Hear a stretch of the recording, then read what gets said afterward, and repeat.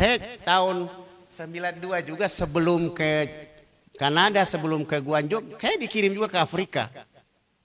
Saya ditelepon oleh Ketua Majelis Ulama Indonesia waktu itu Kiai Haji Hasan Basri. Assalamualaikum Ustadz. Waalaikumsalam. Kenapa Pak Kiai? Kami berniat mengutus orang Indonesia berdakwah di Somalia. Saya tanya, Pak Kiai kenapa saya dipilih? Apa jawaban Kiai? Rambutmu sama dengan mereka. Kulitmu sama dengan mereka. Yang namanya perintah guru, sami'na wa ata'na. Berapa orang? 7 orang. Alhamdulillah kami 7 orang berangkat. Teman-teman yang dari Makassar, Aceh, Sunda, dari Jawa itu senang karena luar negeri ini. Kami Maroko, terus lanjut ganti pesawat, dapat pesawat kecil ke Afrika ganti pesawat kecil lagi mau ke Somalia itu. Pesawatnya penumpangnya cuma 9 orang. Begitu kita naik pesawat mulai miring kiri, miring kanan. Di dalam doanya Masya Allah teman-teman mulai saya baru tahu doa mereka sedahsyat itu. Saya dulu diam-diam. Mereka bilang kenapa kau? Saya bilang ngapain kita berdoa yang tinggi-tinggi. Insya Allah kita akan diantar kalau pesawat ini jatuh langsung ke surga kita. Karena kita niat kita dakwah. Kalau selamat, besok kita dakwah lagi. Mereka mulai tenang. Tiba-tiba mulai udaranya baik, kami tiba. Sampai di sana, teman-teman saya ini berpikir harus naik mobil mewah. Apa yang kami lakukan? Kami dijemput panitia jalan kaki 6 jam. Ada teman-teman mulai garuk kepala. Kalau saya tahu begini saya tidak ikut. Astaghfirullahaladzim. Kita bersyukur Majelis Ulama Indonesia itu memilih sekian juta orang Indonesia. Kita yang dipilih datang ke sini. Hebat. Dan telapak kakimu akan menginjak tempat ini menjadi saksi dakwahmu. Jangan kau mengeluh. Jangan. 6 jam. 6 jam kami tiba ke lokasi. Disambut oleh anak kecil. Pakai rebana, pakai bahasa mereka. Ya mungkin ahlan wa sahlan selamat datang. Tapi karena pakai bahasa kita ikut saja. Sampai ke lokasi duduk 30 menit tidak ada tanda apa-apa.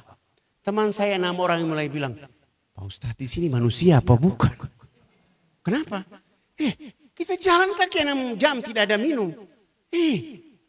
Tadi kita jalan kaki 6 jam itu. Kau lihat tandus itu tidak ada air.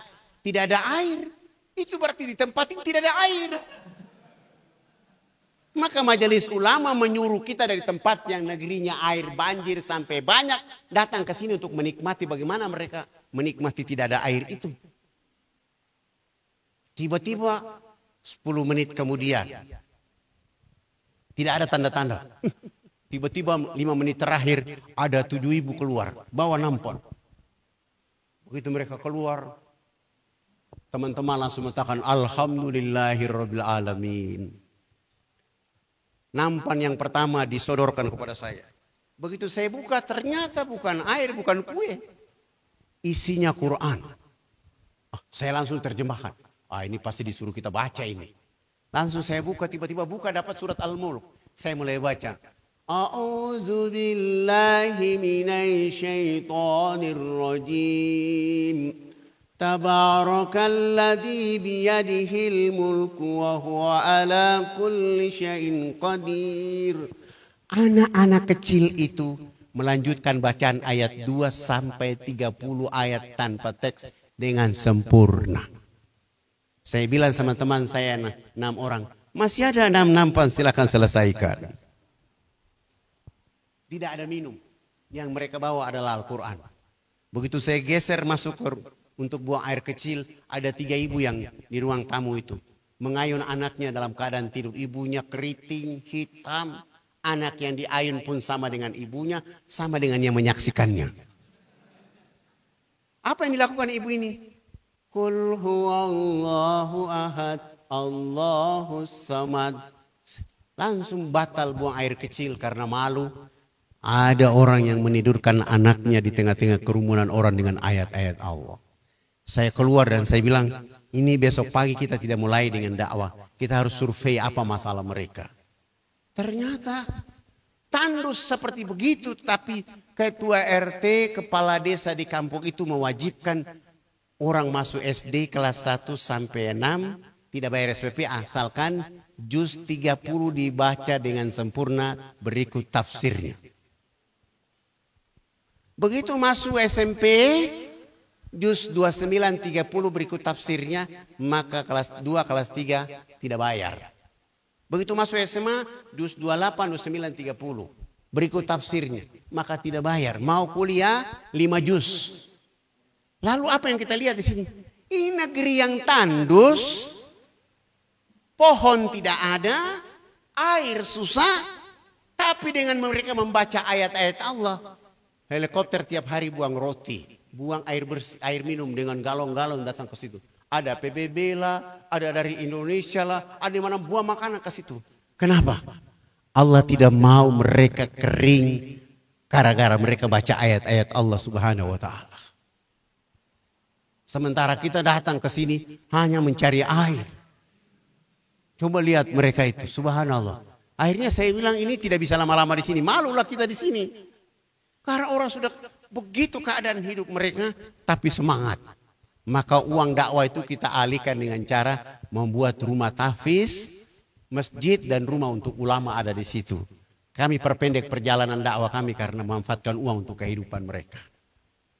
Alhamdulillah hari ini mereka juga merasakan indahnya Islam yang kita dakwahkan untuk mereka hari itu. Jadi tidak perlu kita merasa kita orang Islam ini, Allah sudah kasih ingat kepada kita dalam surat 3 ayat 139. Jangan kamu lemah, wala tahinu wala tahzanun. Antum a'launa in kuntum mu'minin. Kamu orang beriman kok harus mengeluh? Cinta ditolak, dukun bertindak. Inilah apa itu situ? Jangan. Kita orang beriman. Orang beriman terutama para dai itu energinya langit. Hidupnya bersama Allah Maha Kaya. Maka tidak perlu bersungut. Kalau begitu datang tidak ada kasur, sandarkanlah belakangmu di tembok. Semoga tembok ini menjadi saksi bahwa saya berdakwah di tempat ini. Selesai. Tapi kalau cari tempat tidur, ruang AC, gak usahlah berpikir dakwah seperti begitu. Ya, digit nyamuk, alhamdulillah. Alhamdulillah ya Allah, ini makhlukmu. Tahu saya berdakwah di sini. Dia ingin menggigit kulit saya supaya kulit saya keluar darah jadi saksi. Udah selesai. Jangan bercita-cita yang menghalangi dakwah Nabi di sini. Itu namanya orang yang tahan banting. Itu namanya orang yang semangat dengan dakwah ini. Walaupun engkau dipanah tetap bahagia. هبت كالريح كالريح كالريح قوية هبت كالنار كالنار كالنار وضية